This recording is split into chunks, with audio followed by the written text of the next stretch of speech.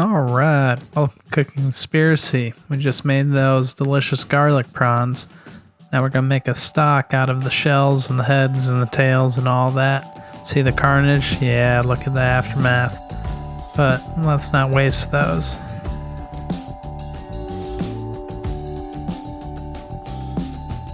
You can do a lot of good things with the good stock, so we're making a prawn stock here. So preheat your pan, hit it with some olive oil, or whatever oil you want to use, doesn't have to be olive. And once it's nice and hot, you're gonna put them prawn shells in there, and you're gonna hear them sizzle a little bit.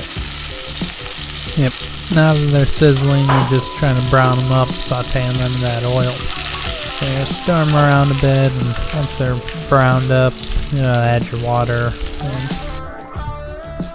Okay, you see how you got all that nice flavor building up on the bottom of the pan? That's what you're looking for.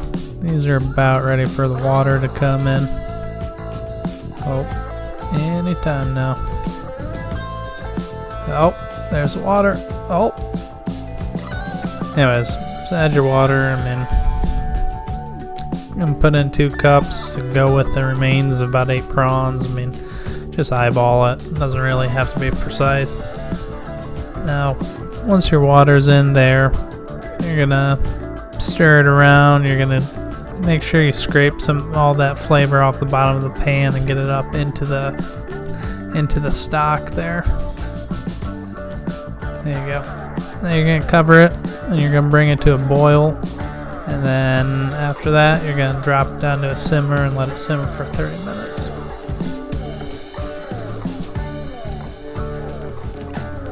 There will be bubbles. There's all sorts of stuff going on with those shells. Then the result will be a delicious stock that really works great for risottos or making sauces out of, or soups, or whatever you want to do with it.